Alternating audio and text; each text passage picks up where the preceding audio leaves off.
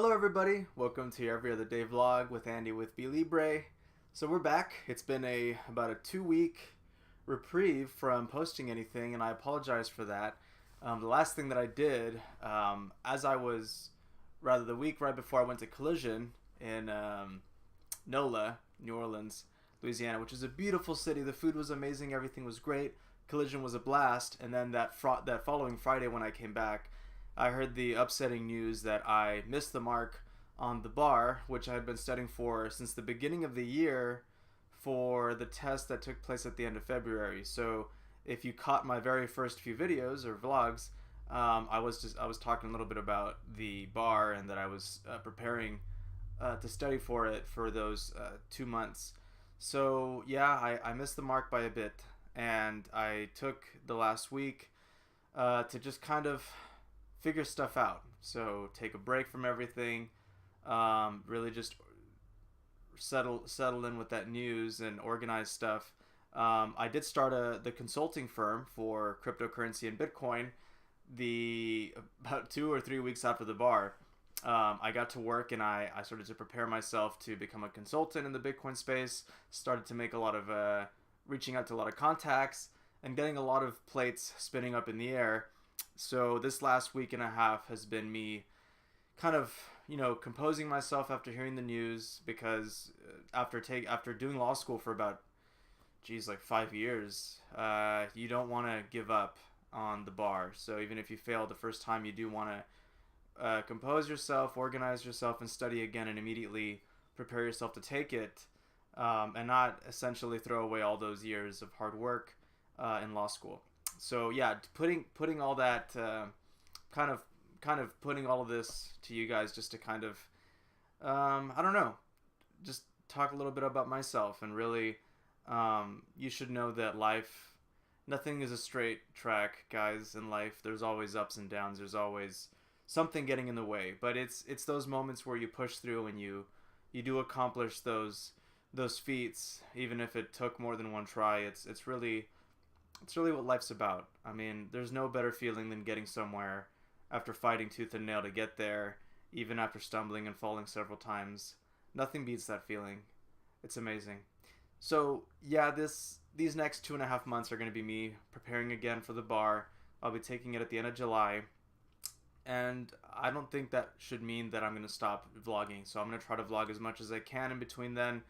Definitely put a lot of things gently on the ground that I started to get spinning right after the bar. It was unfortunate. It's unfortunate to have to tell people that you can't keep working the way that you wanted to on these projects that you started, but life will go on, and the bar will be taken care of. I missed the mark by a bit, so I will be redrawing the arrow, putting it on the knock, pulling gently, but treading along every day to pull back on that string and eventually let it loose, and hopefully hit my target at the end of July. So yeah, we are getting back to Matt. So all of that aside, a little bit of that. What do they call it? Cleaning. There's a word for it. Is it spring cleaning? Cleaning. House. There you go. Housekeeping. Housekeeping matters aside, we're going to get right to it. Today we come back to Matt's points. So much good content from these points. Again, Matt, thank you so much for bringing them up. Point number 5 is a little bit about, so all these points, these 8 points that Matt brought up, were pretty relatively tied together, and I do appreciate that. It really makes addressing them easy. There's a lot of flow to Matt's points. So without further ado, let's get to his 5th point. And it is, the value fluctuates based on geopolitics. Every time one country or another enters into strife or performs some action related to cryptocurrencies, the price gyrates wildly. This ensures that they will never be unstable. This ensures that they will be unstable forever. Bitcoin and other cryptos cannot be a store of value when their value fluctuates widely based on the actions of a single country. Even ignoring vulnerabilities such as 51% attacks on the blockchain, this is a big problem. And right, so Matt is correct. Bitcoin's price fluctuates wildly. It's one of the reasons why we're not using it as a currency so effectively yet, and it's a reason, I would argue, it's a reason why we don't see the crazy volume that Bitcoin is expecting if it's going to be a world reserve currency, if it's going to be a medium of exchange in the future, or for the world for that matter. Here you can see the awesome real-time Bitcoin data that is made by Johan. I'm going to get his last name in a bit. I am kind of deviating from what I should be talking about. That's fine. We're going to get back to it. Okay, so Matt's point. Bitcoin's price has to fluctuate. It has to fluctuate because it is constantly in the market being traded. So there's constant price discovery 24/7. Bitcoin's price never rests, guys. And this is good news and bad news. So the bad side for Bitcoin's always being, or Bitcoin always being susceptible to market changes is you can't have a solid price moment to moment. You can never rely on the price being the same as it was yesterday or tomorrow. It could be anything. And on the bad side, it's difficult to do business when you're dealing with a volatile currency where today it can be worth $10 and tomorrow it's going to be worth $5. You're effectively just hamstringing your business and always being susceptible to Bitcoin's price swings. On the other hand, the positive side, or the positive spin to this, can be that you're holding Bitcoin today and then tomorrow it's worth twice as much. That's awesome. Obviously that's a plus. Obviously you can't deny that there's some benefit there. As far as geopolitical issues are concerned, Bitcoin is a very powerful hedge, extremely powerful hedge to geopolitical influences and effects. Two of them that come to mind are, one is Greece. The first is Greece. So in 2015, Greece had what was called a bank bailout. People that had their life savings in the bank, people that had money in savings that they thought they could count on the next day, effectively vanished, gone. Did they have a say in that? Absolutely not. They did not. Absolutely not. Greece decided, the Greece banks, I believe it was the Greece financial branch, decided that they had to try to appease the IMF, the International Monetary Fund, which is an international aggregate of bankers, people that decide what money is going to be doing between countries, specifically the euro and the dollar. The IMF basically strong-armed Greece, the Greece banks, and said, look, you have to pay us back all this debt. You borrowed all this money. Now you have to pay us back. The Greece financial branch made decisions for the people to get into debt that the people never agreed to. I promise you that 99% of the Greek people did not want these loans. And now their money is gone. So while the Greek people were making taking all the efforts, all the hard work to accumulate capital, to store it somewhere, hoping that it wouldn't vanish from one day to the next, it's effectively gone. And it's terrible. And in that year, or during that time, during the Greek bailouts, Bitcoin was actually rising in price. I believe it went from 225 or around there to around 300 plus. That's a positive. If I was a Greek person and I had money stored in Bitcoin right before the Greek bailout, notice how I said right before, if you did not have your money in Bitcoin during the Greek bailouts, it's very unlikely that you were going to get any of your money out. Andreas Antonopoulos did point that out. He said, yeah, while the rest of us are appreciating Bitcoin's gains, the Greek people, unfortunately, are locked out of their money and therefore locked out of any opportunity to move into the non-sinking ship, which was Bitcoin. So, Matt, Bitcoin has been around for 10 years, and the price has increased from 0 or 0.0001 cents to around $8,000 as of today. I wouldn't say that Bitcoin is a very safe hedge, or that it's the safest hedge compared to gold and silver. So gold has been around for a couple thousands of years, and the store of value that gold has had took a long time to get to. So not every single country was in agreement that gold should be a world reserve currency, or that it could be relied upon as a store of value for the rest of the world.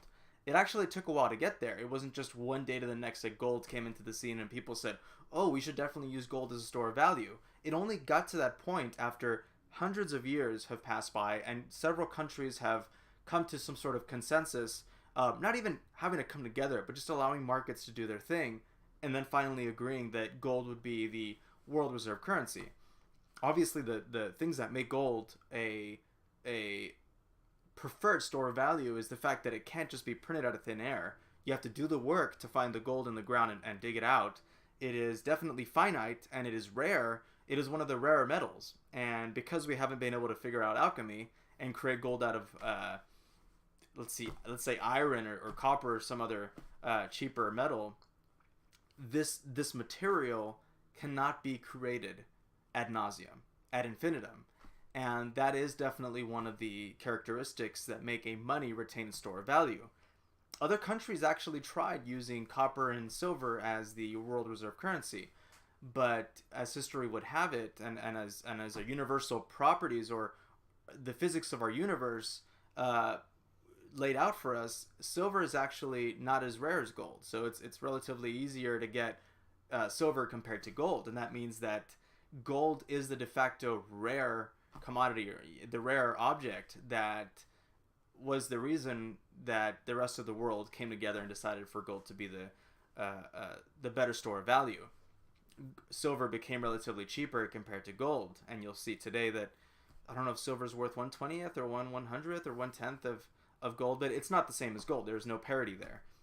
So getting back to Bitcoin, there is a very similar property to Bitcoin and gold. Bitcoin cannot be printed out of thin air. A lot of work goes into creating Bitcoin, and no one person can decide, or no few group of people, it would require the majority of people using Bitcoin, or the Bitcoin network, to decide if there's going to be a change in how many units are created, a change of consensus algorithms, whether it's going to be proof of work or some other algorithm. But for the most part, we've all agreed, everyone using Bitcoin has agreed that we're going to use proof of work for our consensus algorithm. We've agreed that we'll have no more than 21 million units ever out in the world, and that is something that can be depended on. You look at Greece, at the Greek bailouts, who decided that the Greek financial branch was going to just shave off everybody's savings? The Greek people didn't agree to that. The world didn't agree to that. A very minute, small amount of people decided that. And what did that do? It ravaged the entire economy. Look at India. India in, I think, 2016, they decided to effectively destroy millions of dollars worth of value of the Indian people just because Modi, the prime minister, I'm not sure what how the government setup is in India, but essentially the president said that a certain, I think 500 to 1,000, the 500, I guess 500 units on this bill, the 500 unit and the 1,000 unit of the bill were going to be effectively nullified, effectively gone. So you had 3 days to use it anywhere. But of course, once you say that, those papers lose a bunch of their value. What about older people that can't get to the bank soon? What about people that are very busy and they can't do what they have to do to get those bills into the bank? It's such a destructive system when you have direct control of money, and by fiat, just literally fiat, you and very few people can determine the fate of an entire country, let alone the world. And that's what fiat currency has gotten us to today. Bitcoin, on the other hand, is a safe hedge, has been a safe hedge for the last 10 years, where, sure, the price can fluctuate. Sure, we've gone from 20,000 to 8,000, effectively less, also having the value. But it's not because one person decides what Bitcoin is going to do. It requires a bunch of people to decide what Bitcoin is going to do. If I'm slowly and quietly putting in a little bit of money into Bitcoin from the day that it started to today, I'm looking pretty good as far as store of value. I'm not saying that we're ready for Bitcoin to be a medium of exchange for the entire world, because as we're watching, Bitcoin's price is always going to be fluctuating. But I do believe that we're going to get to a tipping point where Bitcoin's price will no longer be fluctuating wildly. I believe all it's going to be doing is slowly ticking upwards, but not gyrating up and down in this crazy fashion. The day that Bitcoin's price will get to a, let's just say, a stable number where it won't be fluctuating crazily, is if it does become the world de facto world reserve currency. And to get there, Bitcoin's price would have to be the aggregate value of our world monetary value. So around right now, I think, accounting for M1 and M2, we're around $84 trillion. So one Bitcoin would have to be worth around $4 million, and that's going to be a rough estimate. But if Bitcoin gets to that price, if Bitcoin becomes a world reserve currency, the price is not going to fluctuate too wildly. And everybody must take into account that even today, there is something called the Forex market where money is traded against each other. So every money is relatively changing in value. So yes, Matt, while you want your money to retain its value and you don't want it to go up and down wildly, so you can hope to peg it to some, you can always hope to buy your eggs at a certain price. You can't forget that there is a lot of wishful thinking when it comes to doing business in the US. A lot of wishful thinking, but also there is a subtle movement, and it's not so subtle, really. If you take into account, I think, the last 20 years to see how much your dollar has lost value. So if you're going to say that a Big Mac was always worth the same amount of dollars, you'd be incorrect. Over the years, the dollar buys less and less of a Big Mac. You buy less and less of a percentage of a Big Mac compared to 50 years ago. If McDonald's has even been around that long, which I think it has. So yeah, you have, every currency does this. Every currency fluctuates in value. But because Bitcoin is so novel, because Bitcoin is so new, it's either going to become a store of value, which it slowly has been. If you see here, we're going up in price right here. If it slowly does accumulate value, it's only going to encourage more and more trust. The trust is valid, as I've been saying before, due to the consensus algorithm, due to the fact that very few people cannot change how Bitcoin is going to work. It would take a huge amount of people to decide that. Matt does mention at the very end of his point that a 51% attack is dangerous, and while I agree that it is dangerous, the game theory plays way too much against the miners that try to do the 51% attack. They would effectively be destroying the value of their money. Of their mining hardware, of all the time that they've spent mining. There's no way that you are going to shoot yourself in the foot just to damage the entire aggregate value of Bitcoin. It just makes no sense.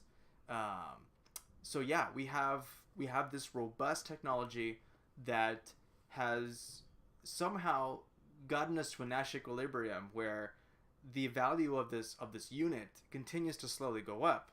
I agree that it's volatile, but I believe that it's also in the running to become a world reserve currency. Even just becoming the aggregate value of gold, which gold used to be the world reserve currency before the dollar came around, which I believe is a mistake to decide to, if you want to keep your value in the dollar, I think that is a mistake. Just a quick reminder that this video is not, I'm not providing financial advice. These are just my opinions, but I believe people's opinions need to be heard, and they should not be heard at the expense of jail time, or not jail time, but of liabilities. This is my opinion, and I would hope that you that you consider it and weigh it up against other facts out there in the world. It is important to get information out there without much risk. Look at all this nonsense that comes out in even mainstream news telling you that Bitcoin is garbage, Bitcoin is rat poison, according to, who was it, Buffett or his buddy? Can't remember his name. But yeah, Bitcoin is crazy, fluctuating crazily. But I need to finish my point about gold. If Bitcoin got to gold's aggregate value, one Bitcoin will be worth around $400,000. So clearly, Bitcoin is still a drop in a bucket. The volume, the entire value of Bitcoin is a drop in the bucket compared to what the entire world's aggregate value of currencies are. So yes, Bitcoin is speculative at this moment, but if it continues to gain this wealth, it continues to get this value, it's only going to invite more investment. It's only going to invite more security, more skilled developers, people that are going to make the system even stronger, more robust, more reliable, safer. We're going to get there, guys. If not Bitcoin, then some other derivative. But so far, Bitcoin is our best shot. I think it is our best shot at a decentralized store of value. And yeah, good stuff. So I'm gonna wrap this thing up by thanking Johan. He is a very skilled developer. He made this thing, the real-time Bitcoin network. I guess value. Sorry, that's my cat. Kitty, no. So yeah, I reached out to Johan. I've been meaning to because I would love to continue to use this aggregate value background. It's so cool. And I figured out a way to get a different theme, which I think this is the moon theme. And I mean, as long as things keep going the way they are, we'll eventually get to the moon, right? But this is the moon theme.